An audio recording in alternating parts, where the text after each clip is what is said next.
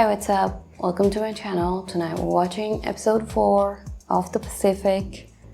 Episode 3, they were in Australia and not in the battlefield. It was emotional, but it did not make me cry. So we're watching the next episode. And the good thing about the PJs and no makeup is that if this makes me cry, after I finish it, I can just turn it off and just go straight to my bed. And now that I know about the intros, really sets the tone for the entire episode. So let's see what the next episode is about, and without any delay, let's just get right into it. It was one of the most brutal physical environments the Marines would face in the entire Pacific War. And dropped 400 tons of bombs on the beaches. The main objective was to capture 2 military airfields on the western tip of New Britain. I've never seen it rain anywhere in the world like it did on Cape Gloucester. And we wore the same clothes, I think, for at least 3 months. We actually saw a bulldozer go down and disappear in the mud. The only place I ever saw Marines' morale go to hell. As bad as it was in the other places, it didn't, but the morale went straight down. You get to the point that you just don't give a damn,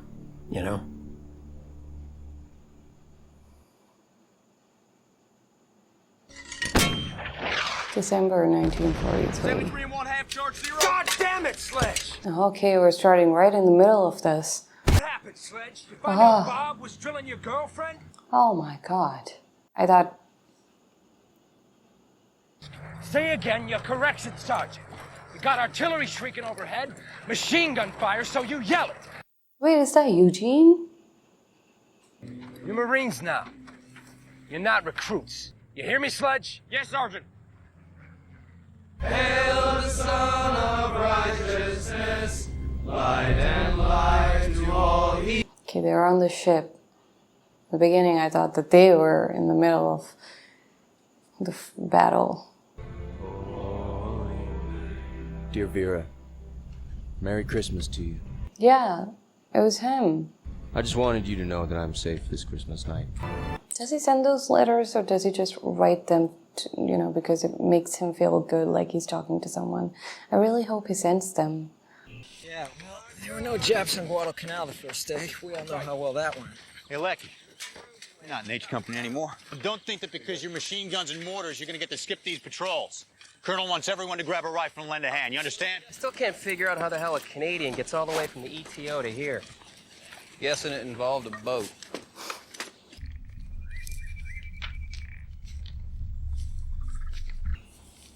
And they're hiding somewhere on the island. So it's gonna be that again. When and from where do they attack? That anxiety.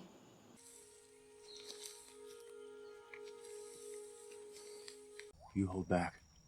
Bring up the rear. I was on point. Yeah, you were.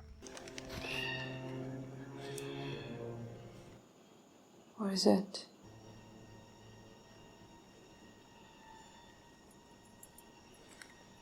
Whoa.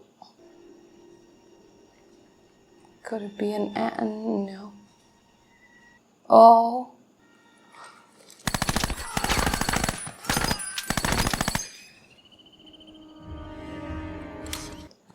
Oh, Jap Patrol, 4 of them. I got them all. Hey, good work nailing those Japs.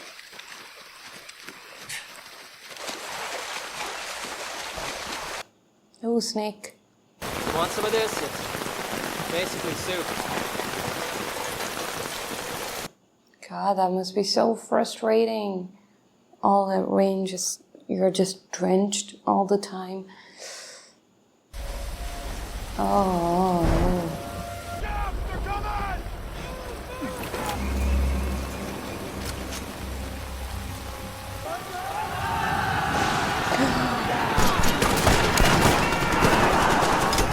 Go to the intelligence tent! If we get overrun, burn it!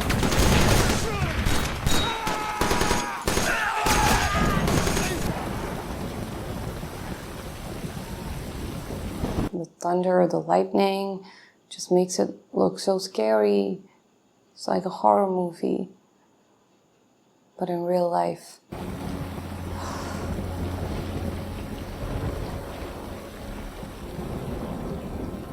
They really are they're like monsters. They come out from the dark in the middle of the night when no one's looking.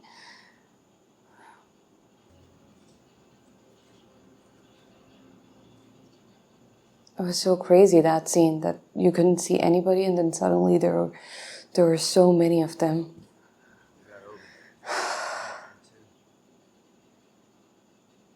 G Company took 3 alive. Apparently all the Japs on this end of the island running like hell to Rabal. Rabal is a part of the island that Tom Hanks was talking about in the beginning on this side.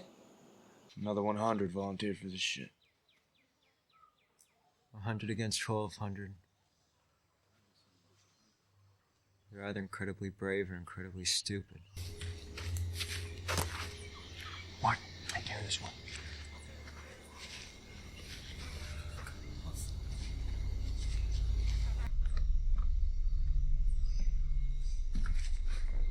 Is there something important?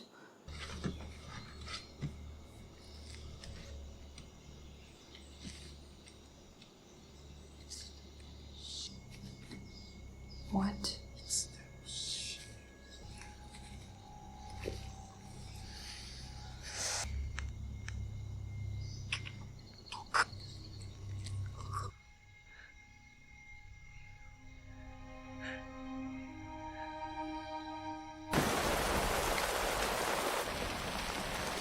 They're all mad and frustrated. Fucking rain never ends. Apparently John Basilone did everything. We all did shit like that. And without all the grimacing. Anybody need anything from the bar? Dry martini? Well, it's not a real bar. We haven't seen a Jap for 2 weeks now. Oh, really? They got smart and got the hell out of this godforsaken spot. They're not our enemy anymore. The weather is? Now our enemy is the jungle itself. Yeah. Fuck! Oh. Whoa.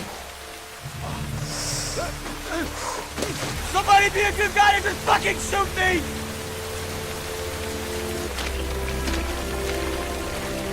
What the fuck? Where's my chest? Oh, somebody stole that? Oh my god. You just borrowing that, sir? I need it to store battalion papers. What about the pistol? Using that for a battalion paperweight, sir? What pistol? Get out of my tent, Lucky. I'm not in your tent, sir. Yeah, he's not. And he's already really frustrated. Please don't test him, just give him the pistol.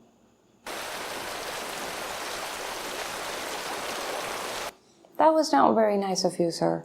Coffee is the one goddamn thing we got to enjoy around here. We just want to enjoy it in peace. So we either kill Larkin or shut the fuck up. No, don't actually kill Larkin. Lucky! What did you do? As of immediately, you are no longer in intelligence. Report for cleanup duty in the officer's mess. The pistol. You might want to change your skivvies, Private. It appears you've pissed yourself. Sounds like aneurysms. Was there anything you'd give me for it, Doc? Sorry, Lucky, no magic pill. It's not raining today. Not yet. Not yet. It's gonna.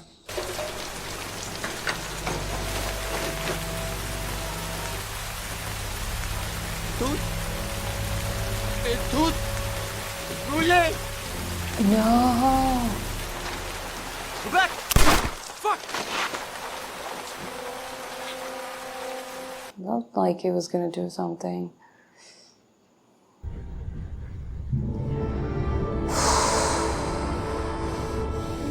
Where are you guys going now? Pavuvu. That's the name of the episode. 3 different names. The last one is Banika or something like that. What's the chills feel so good? We'll get some coffee going. This island has an exotic name that translated means the death of hope.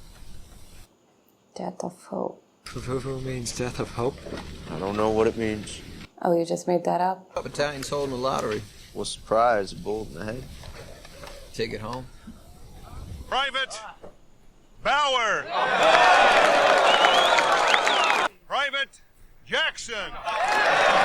Which one is Jackson? Private Guest. Lecky, hot food. Brother, you still asleep? Oh,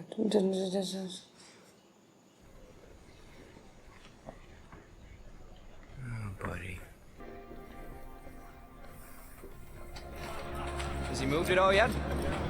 Not an inch. For a second, I thought he was dead. Hey, I got good news. They got a hospital over on Banika. Hop, skip, and a jump from here. I'm gonna pull some paper and you'll be on your way in an hour. Banika. You game?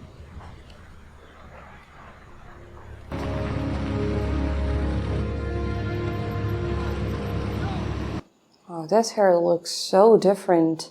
Put these on. No razor blades. We'll need your belt, too. What do you want me to do with this? Why am I in with guys who need to have their razor blades taken away? Main ward is full. I'll talk to a specialist about your urine problem. Until then, is it okay if Rudiger wakes you up every hour or two during the night?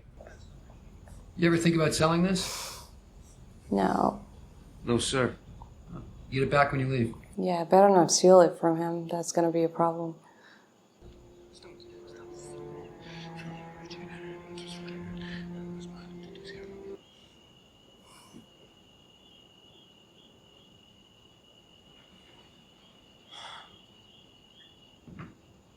Put him on. Don't mind Captain Midnight. He does that most nights. Pass the test. What test? Test. You actually do suffer from enuresis. What about Captain Midnight? Is he faking? I'd say he's just exhausted, worn out. You wanna know how old I was when my mom took me off her tit? I mean, that's the type of shit your head shrinkers like, right? All I do here is assess who can return to his unit and who can't. You know, most of the guys that come through here are simply Tired. Yeah, tired. In murdered sleep. Gloucester was the rain.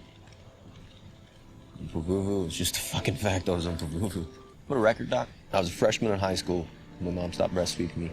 Do you see that as a problem?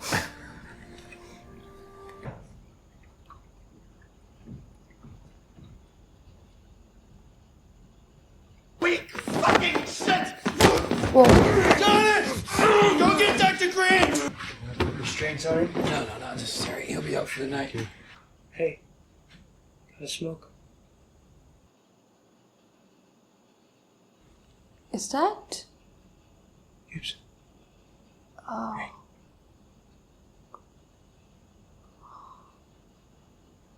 And Lecky was the one who actually saw him after killing the guy who was smiling like that. You know Gibson? We were on Gloucester together. Now, before that. And when they stopped him, he tried to kill himself. This is as bad as my war gets.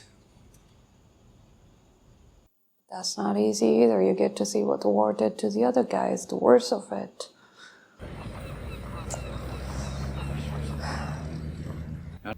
Why not just hang around for, say, another week? I don't think that'd be healthy for me, Doc. That Jap pistol I brought. You can have it.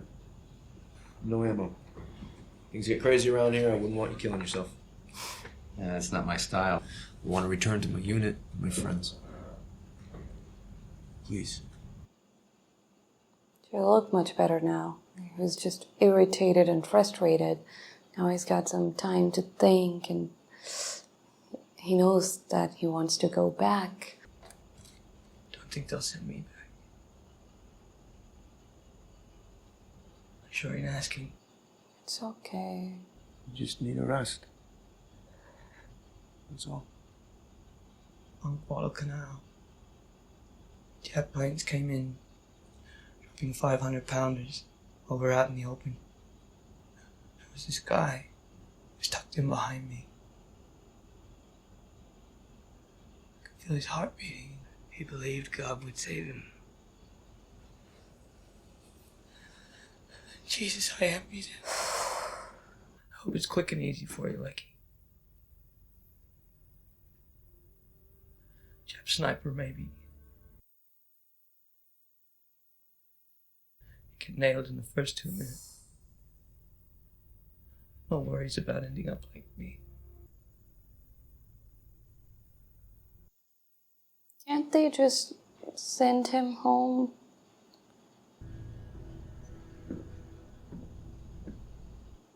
I guess they cannot do that. Otherwise they would have.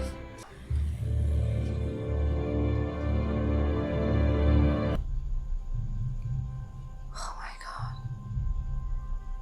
We're seeing a lot of Bob in this one and the previous one. It's never really a good sign when they show somebody so much. Talking about the weather, how it was raining all the time, almost all the time, and how, you think about that they were on this island and they were fighting the Japanese, and you think about the guns, the bombs. That's not the first thing that comes to your mind, that the weather might suck too, and there would be a lot of diseases because of all the insects and the mosquitoes and just being drenched all the time. You really just get exhausted from all of that, physically and mentally, and they've focused more on that part of it rather than the fighting part. That scene with Gibson, man. I guess they can't send him home because if they do, then more who want to go home might try to act up so that they would be sent home too. Could that be the reason? I don't know. Because I think if they could, then they would have sent him home by now, because he obviously is not in a condition to go back on the islands to fight the Japanese. You could just see it in his eyes when he was smiling after. I wanted to say, but I also didn't want to say because I didn't really understand. But it just looked like he was broken. And then they showed it, and by the end of this, when he was talking to Lecky about how I hope it would be, quick for you, a sniper maybe, and all that stuff, and he was talking about Guadalcanal, what happened there, you could just see he was so broken on the inside, like he was so, like he really was, in Melbourne first, got his heart broken, got drunk, shouted at an officer, and then in this one too, things kept happening, and he was just getting so tired and frustrated. So I think he really needed that break in Banika, because he was obviously medically, he had issues that needed to be looked at, but also things were just getting from bad to worse for him. He was just getting more and more frustrated with everything. And that break really gave him some time to think about where he really wanted to be. In the end, when he was even ready to trade that gun, he was trying so hard to keep with himself. He was like, just take it, just send me back to the boys. That's where I want to be. And then Gibson gave him some really hard reality check about what he's going back to. One thing that I've noticed is that I get really quiet after watching these episodes. The last 2 minutes of me speaking that you see in the outro, those 2 sentences, I take like half an hour to say those things. They just leave you with a lot to think about. So I keep saying, I watched 3 and 4 today. It did not make me cry, but my throat hurts because that feeling when you kind of want to cry but you're holding it in. It's not too bad that you're just going to start crying, but you can just feel it here, and then after some time it just starts hurting. So my throat hurts. I know Episode 8 and 9 is Iwo Jima and Okinawa. Those are the only 2 islands that I actually knew about beforehand, before watching the show. Of all the Pacific War, those are the 2 islands that I had read about before. So, I know those 2 are going to be really brutal, but we still have a couple more episodes before that, 5, 6, 7, and enough for tonight though. Anyways, I hope you enjoyed watching this with me. If it did, then please go ahead, like and subscribe, turn on the notification bell, and I'll see you soon.